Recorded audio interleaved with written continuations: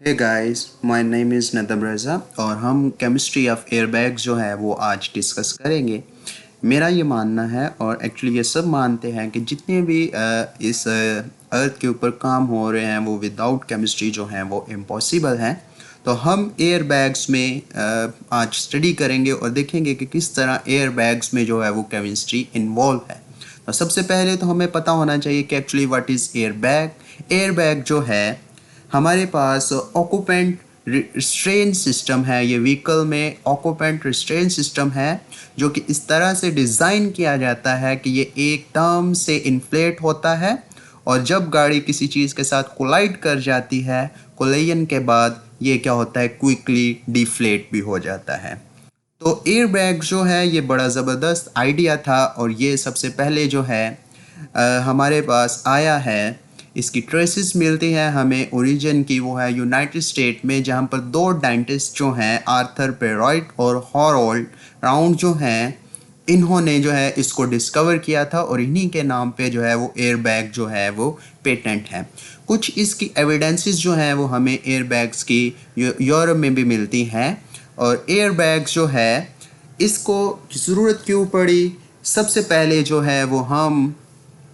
Accident जो है उसकी फिज़िक्स को स्टडी करते हैं। तो सबसे देखें कि यहाँ पे जब गाड़ी मूव कर रही है तो गाड़ी में जो है वो क्या है कि ये देखें कि यहाँ पर एक फ़ीमेल जो मूव कर रही है, गाड़ी किसी चीज़ के साथ टकराई है तो सारा का सारा जो प्रेशर है, जब आप एयर बैग वो सीट बेल्ट पहना है तो सारा का सारा जो भी प्रेशर है वो बॉडी के अपर बॉडी की तरफ है। तो अगर जो है वो हमने सीट बेल्ट नहीं पहना है तो गाड़ी हमारी चेस्ट जो है वो स्ट्राइक करेगी इस व्हील के साथ,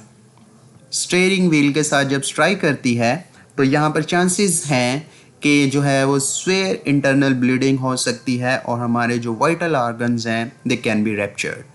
तो इससे बचने के लिए हम क्या करते हैं, सीट बेल्ट पहनते हैं। लेकिन सीट बेल्ट पहनने के बावजूद जो है हमारा जो हेड, स्पेशली नेक रीजन और ये हेड जो है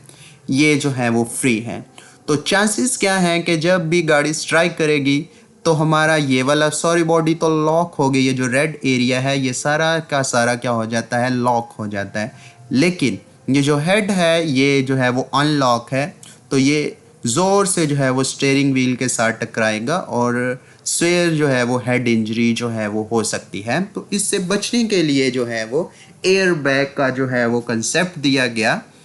लेकिन जो हमारे पास जो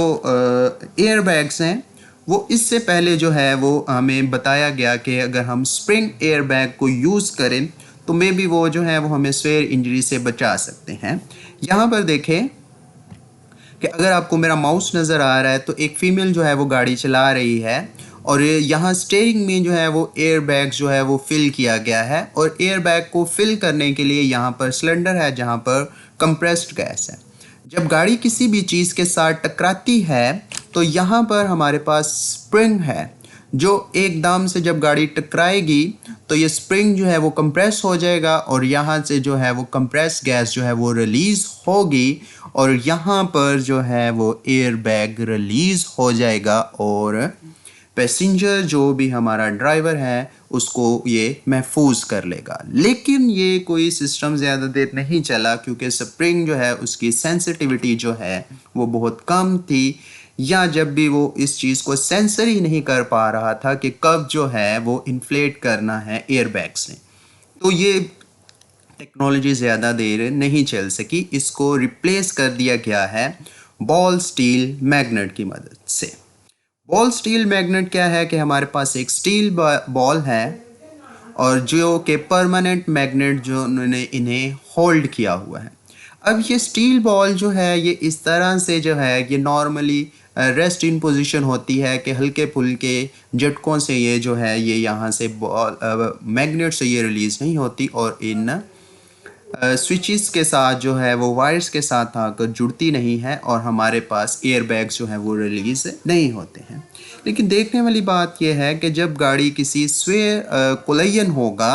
तो तब ये बॉल यहाँ से रिलीज होगी और इन दो वायर को जो कि एक दूसरे से दूर है यहाँ आके जुड़ जाएगी और सर्किट को कंप्लीट करेगी, जिससे इलेक्ट्रिकल करंट जो है वो इस सर्किट में फ्लो होना शुरू हो जाएगा।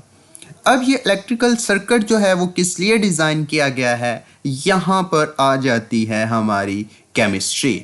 केमिस्ट्री के लिए यहाँ पर हमने इस सर्किट के लिए, इस सर्किट ने जब क्लोज होना है तो यहाँ पे वायर जो है यहाँ से इलेक्ट्रिक करंट गुजरेगा, तो ये एक कंपाउंड होता है जिसको इसने एनर्जी प्रोवाइड करनी है, हीट एनर्जी प्रोवाइड करनी है। वो केमिकल है हमारे पास सोडियम एजाइड। सोडियम एजाइड जो है इसका 50 ग्राम जो है वो nearly 70 litres of nitrogen gas जो है वो रिलीज करता है। ये जो सर्किट है, ये जो कॉइल नज़र आ रही है, जब इसमें से बॉल मैग्नेट ने सर्किट को क्लोज कर दिया है तो इलेक्ट्रिकल करंट जो है वो वायर में से गुजरता है और ये वायर जो है ये वो सोडियम एजाइड में जो है वो रखी हुई होती है कि जब यहाँ से इलेक्ट्रिक करंट गुजरता है तो इस वायर का टेम्परेचर जो है वो अबाउट 300 डिग्री सेल्सियस हो जाता है, जहाँ से ये सोडियम एजाइड जो है वो डिकम्पोज होता है और ये सोडियम और नाइट्रोजन गैस में कन्वर्ट हो जाता है, जिससे जो है हमारे एयर बैग्स जो हैं वो इन्फ्लेट कर जाते हैं और पैसेंजर को जो है वो हाई डैमेज से, स्वेयर किस्म की इंजरी से जो है वो महफूज रखता है। अब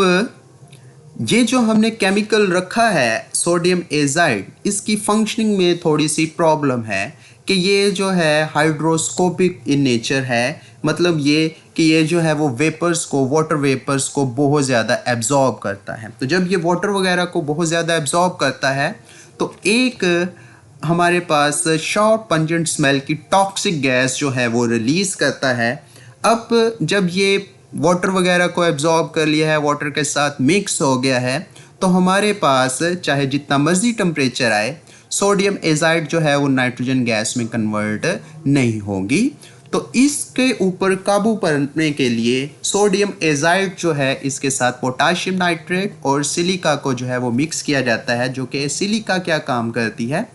ये जो है वो जितने भी एक्स्ट्रा वाटर वेपर्स हैं, जो भी वाटर वेपर्स आ रहे हैं, उनको ये क्या कर लेगी, एब्जॉर्ब कर लेती है और हमारा केमिकल जो है इसको डैमेज नहीं होता। ये है जी हमारे पास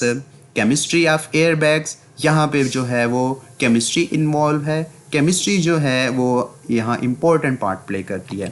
thank you ji, keep watching and like करें और सब्सक्राइब कर दें। Nadab Raza, thank you very much.